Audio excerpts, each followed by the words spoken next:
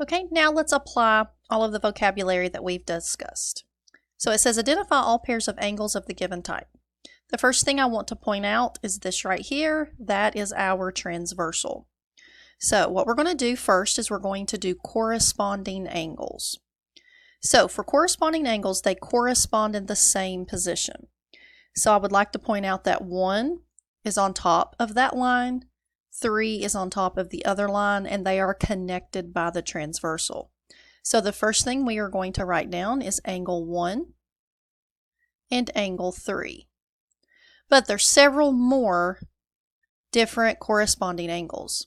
I would like for you to look at 2 and 4, 6 and 8, and then back to the top 5 and 7. So we actually have 4 pair of corresponding angles that we need to write down. So we're going to write down 2 and angle 4. We are going to write down angle 5 and angle 7. And we're going to write down angle 6 and angle 8. So remember that a corresponding angle is in corresponding positions up on the transversal. Now let's look and switch to B, which is asking us for alternate interior angles. So again, this is the transversal. Alternate interior will be inside but alternating.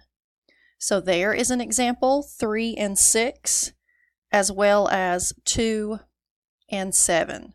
So we are going to write down angle 2 and angle 7, and we are going to write down angle 3 and angle 6. Now look at their location. They are inside the lines and opposite sides of the transversal.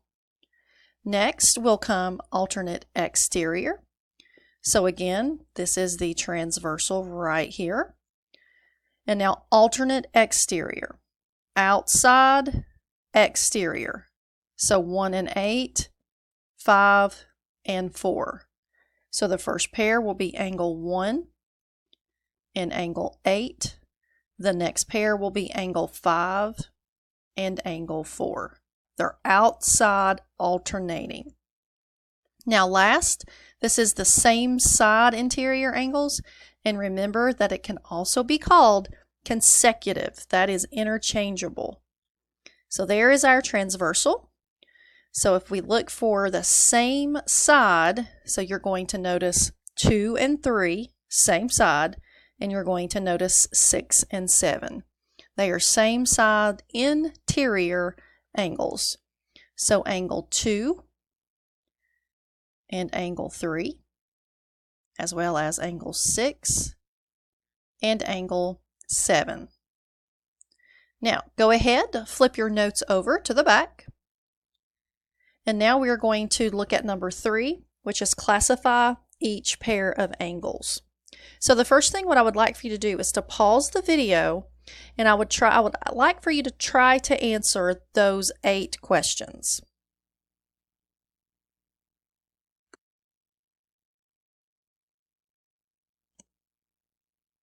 Okay, hopefully you had a time to tackle all 8. Now the key to doing these problems is knowing what transversal are connecting each angle pair. So for 10 and 6, this is the transversal connecting 10 and 6. Then I look at the location of 10 and 6. So in regard to the highlighted transversal, they are on the outside and they're alternating. So for number, or the first one, we are going to say alternate exterior angles. Again, I give you permission to abbreviate. Now, sliding over to the next one, 3 and 5, angle 3 and 5. Now, the first thing I'm going to notice about 3 and 5, they are not connected by a transversal. Therefore, there's not one that we have studied today in this video. That is actually an example of vertical angles. So we are going to put vertical angles for 3 and 5. Now, going to 12 and 14. Now, again, what transversal is connecting 12 and 14? So it's the one that I have highlighted. Now, looking at the location of 12 and 14, they are on top of line N and L. Therefore, those are classified as corresponding angles. Corresponding angles, because they're in the same position on the two lines. Now, going to 4 and 16. So 4 and 16. Here is 4, here is 16. They are not connected at all by a transversal. Therefore, these have no relationship. No relationship. And that can happen. There can absolutely be no relationship, and that's what's happening with 4 and 16. Moving on, 6 and 9. 6 and 9. So if I find 6 and 9, I'm going to see that they're connected by that transversal. I'm going to notice that 9 is right there, and 6 is right here. So there's 6 and 9. And if you look closely, yes, they're on the same transversal, but they're not inside, they're not outside, they're not same side. So this is another example of no relationship. No relationship. Now, moving on to 14 and 13. So 14 and 13. So I'm going to highlight the transversal that they're on. So it is there. 13 is here, 14 is here. They are connected by a transversal. They are inside, same side. So you can say same side interior or consecutive. Consecutive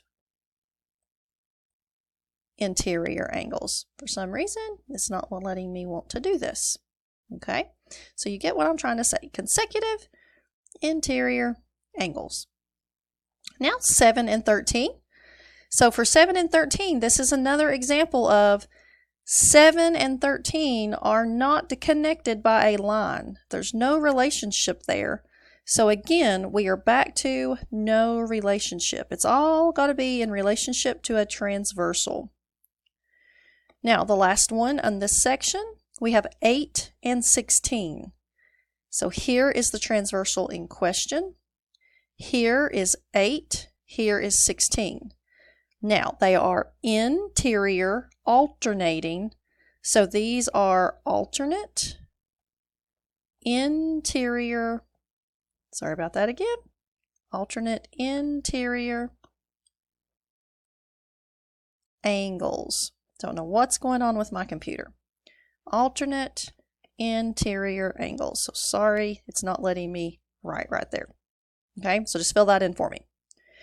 Now, as we move on to the bottom of this section, it is saying list all angles in the diagram that form a corresponding angle pair with 8. So the first thing I'm going to do is I'm going to highlight 8 for us. Now, if we're going for corresponding, we may have more than one transversal. So if I go this transversal, 14 would be corresponding. However, if I go the other transversal, this transversal, then 10 would be corresponding because it's underneath. So there's no other transversals with 8. So the answers to this section would be angle 10 and angle 14. Now, moving on to the next one, it says list all angles in the diagram that form an alternate interior angle pair with 9. So let's find 9. Let's find some transversals that connect 9. So there's 9, alternate interior. So one would be 15. So 15 would be a good one. So angle 15 needs to be written down. And I'm going to look for another transversal in relationship to 9. And then I notice, well, 9's not interior, 9 is exterior. So there's no relationship on the other transversal. And now for the last one in this section, list all of the angles in the diagram that form an alternate exterior pair with angle 14. So with angle 14, or not 14, 4, excuse me, 4. So alternate exterior pair. So let's look here at this transversal. If 4 is on the outside, 12 is on the outside, that would be alternating. So we need to write down angle 12. We're going to switch transversals. We're going to go this way now. And 4 is on the outside, so therefore 8 would be on the outside because it's alternate exterior. So 12 and 8. Now, this is going to conclude this video module. We will actually do the next 2 postulates in class tomorrow. They are very important postulates that the rest of geometry will hinge on. So this is going to conclude this video.